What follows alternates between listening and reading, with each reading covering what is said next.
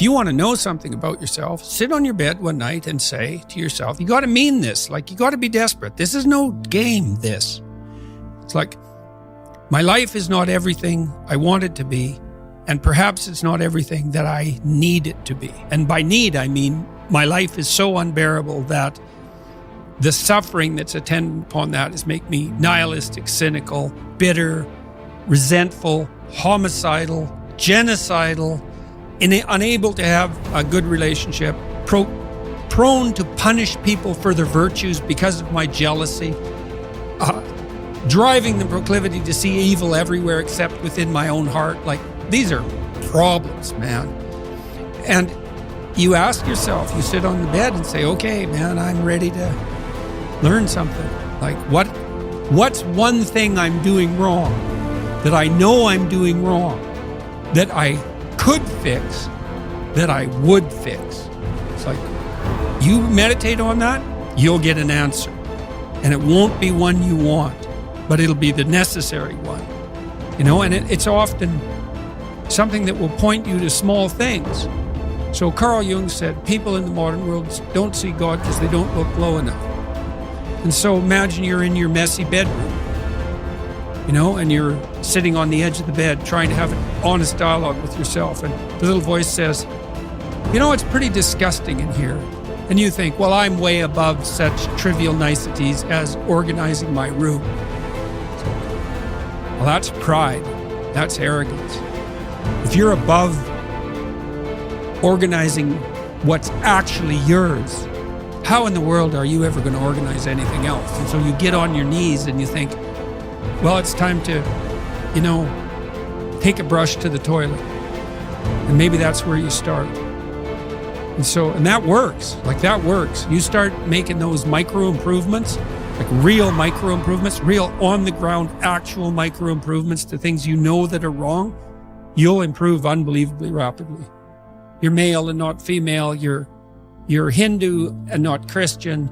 You're tall and not short. You have an arbitrary range of talents and an arbitrary range of limitations, none of which, in some sense, you chose. It's the cards you're dealt. Now, some of those are cards of privilege. Now, maybe you're born intelligent. Maybe you're born symmetrical. Maybe you're born healthy. Maybe you're born into a culture where it's much easier not to be absolutely deprived. Maybe your parents are rich. And so all of that, in some sense, is unearned. Now, along with that comes a good dose of existential guilt. Because at the same time, and this is true for anyone, regardless of their cultural background, the ground we walk on is soaked in the blood of historical atrocity. And so that's on you. Because, you know, people think, well, who's the Nazi? Well, it's the fascist, or who's the radical communist? It's the radical left-wing ideologue. And the fundamental truth of the matter is that's best dealt with as a spiritual matter. Is the adversary is within, really, most profoundly. And so you have to take the responsibility for that historical atrocity onto yourself. I was talking to Guy Ritchie this week about his movie King Arthur. It's quite an interesting movie in many ways. And when Arthur, who could be the hero, takes the sword, he's so overcome by visions of his murderous uncle that he can't pick up the weapon. Well, think about that. Now, you have weapons at your disposal, but they've been used by your murderous uncle. Like, dare you wield them? And the answer is, maybe it's easy just to leave the sword on the ground because you do want to be responsible for atrocities going forward, and don't think you couldn't be, and don't think you might not enjoy it. And so, the way you pay for your privilege is with your virtue. I mean that most particularly.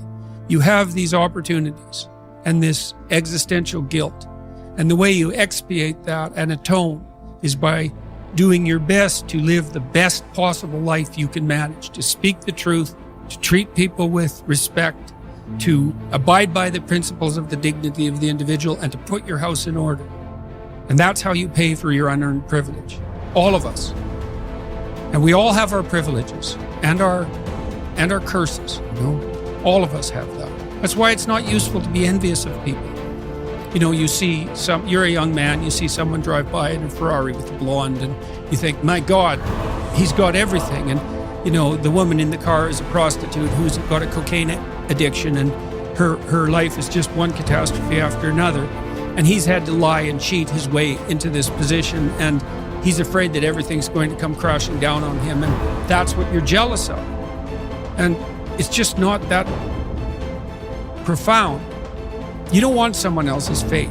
Man, your fate's enough, and your adventure's enough. It's plenty. It's more than you can ever fully realize.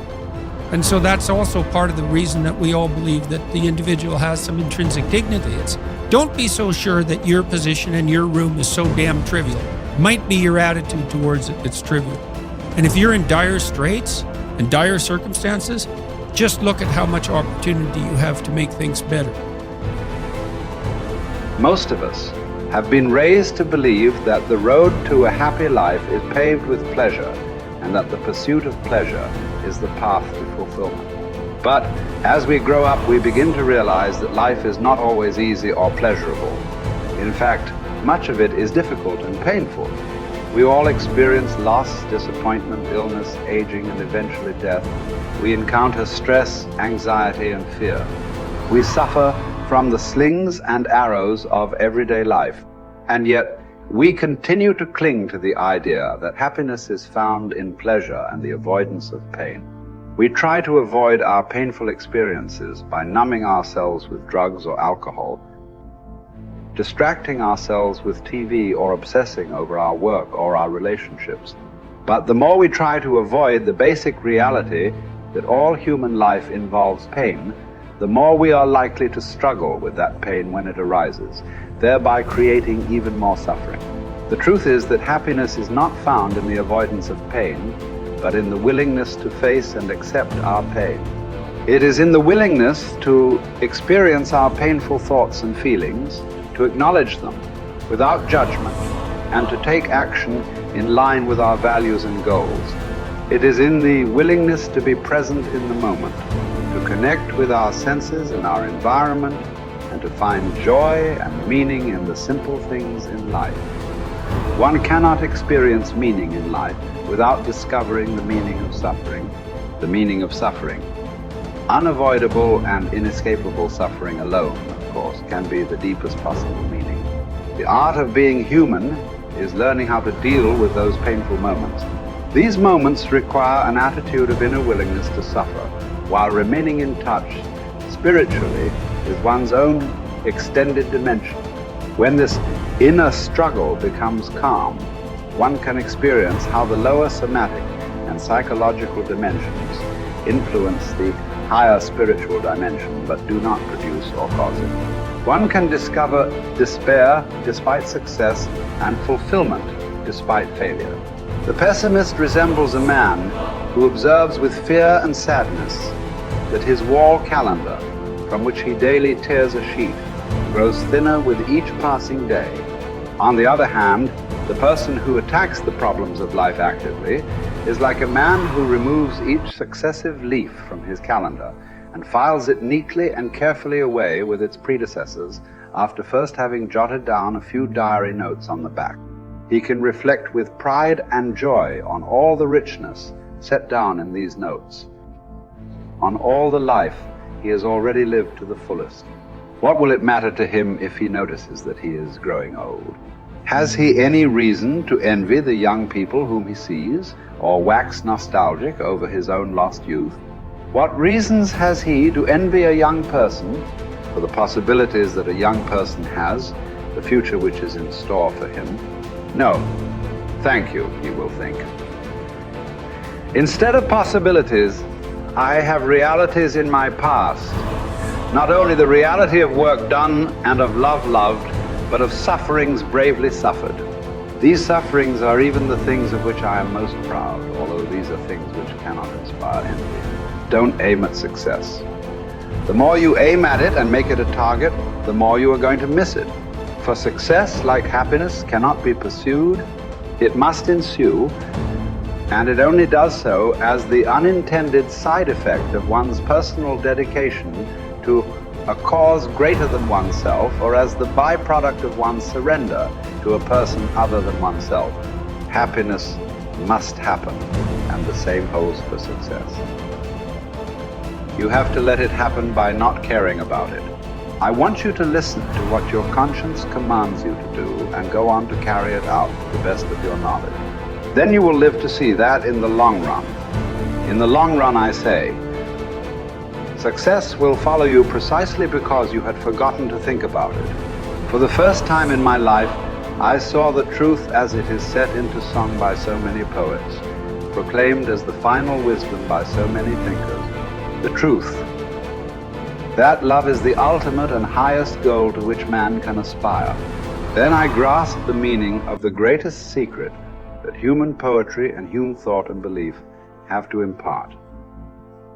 The salvation of man is through love, and in love, love is the only way to grasp another human being in the innermost core of his personality.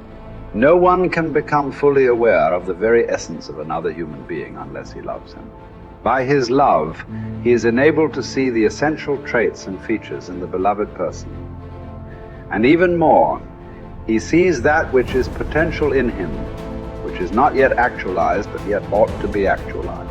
Furthermore, by his love, the loving person enables the beloved person to actualize these potentialities. By making him aware of what he can be and of what he should become, he makes these potentialities come true. It did not really matter what we expected from life, but rather what life expected from us. We needed to stop asking about the meaning of life, and instead think of ourselves as those who were being questioned by life. Daily and hourly, our answer must consist not in talk and meditation, but in right action and in right conduct. Life ultimately means taking the responsibility to find the right answer to its problems and to fulfill the tasks which it constantly sets for each individual. Ultimately, man should not ask what the meaning of his life is, but rather must recognize that it is he who is asked. In a word, each man is questioned by life, and he can only answer to life by answering for his own life. To life he can only respond by being responsible.